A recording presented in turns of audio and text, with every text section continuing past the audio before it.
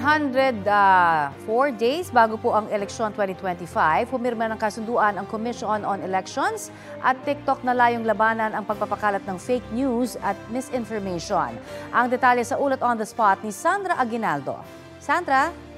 Yes, Connie, pumirma nga ng Memorandum of Understanding ang COMELEC at TikTok para labanan ang pagkalat ng maling impormasyon sa social media app at ipromote ang malinis at matapat na eleksyon. Naglunsad din ang TikTok ng Election Center kung saan matatagpuan ng TikTok users ang mga mahalaga impormasyon tungkol sa May 12 elections.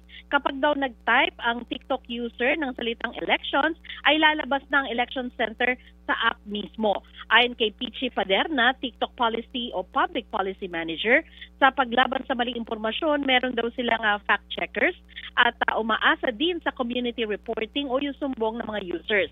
Pinagbawal din daw nito ang political advertisement ng mga tatakbo, bagamat pwede namang magkaroon ng TikTok account ang isang politiko. Naglunsad din ang TikTok ng kampanyang hashtag Think Twice para himukin ng mga users nila na maging mapanuri sa pagpo-post at pag-share ng impormasyon. Ayon kay COMELEC Chairman George Erwin Garcia, mahalaga ang ganitong inisyatibo dahil maraming Pilipino ang social media users at content creators, kaya kahit paano'y mapoprotektahan ang publiko sa pagpapakalat ng maling impormasyon at magkakaroon sila ng kaalaman sa papalapit na halalan. Ngayong araw din, Connie, ay magsasagawa ng special unbanked session ang COMELEC para talakayin ang ilang mahalagang bagay na kailangan ng agarang aksyon. Yan muna po ang pinakahuling ulat. Sandra Aguinaldo po nag-uulat para sa Balitang Hari. Connie? Maraming salamat, Sandra Aguinaldo.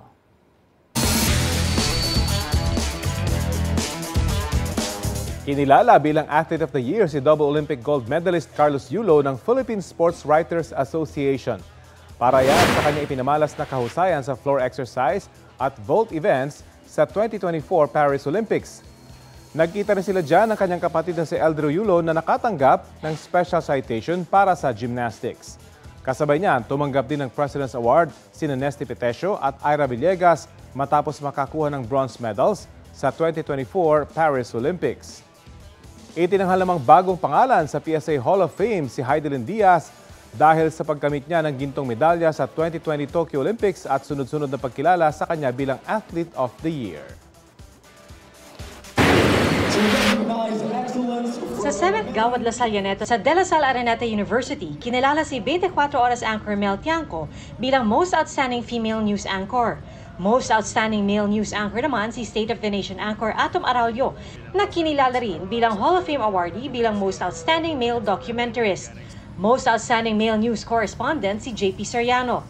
Most Outstanding Morning Show ang unang hirit, habang Most Outstanding Morning Show hosts naman ang UH Barkada na sina Arnold Clavio, Susan Enriquez, Shaira Diaz at Anjo Pertiera. Ang Eyewitness wagi bilang Most Outstanding Documentary Show. Most Outstanding Male Documentarist si Howie Severino at Most Outstanding Female Documentarist si Maki Polido para sa Reporter's Notebook. Hall of Fame award rin bilang Most Outstanding Female Documentarist si Cara David.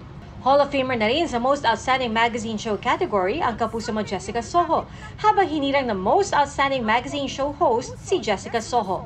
Kinilala rin ang programang Wish Ko Lang bilang Most Outstanding Public Affairs Show at si Vicky Morales ang Most Outstanding Public Affairs Show host. Most Outstanding Educational Show ang Born to be Wild. Panalo rin ang entertainment programs ng GMA. Most Outstanding Teleserye ang Pulang Araw. Most Outstanding Comedy Show ang Pepito Manaloto at Most Outstanding Comedian si comedy genius Michael V.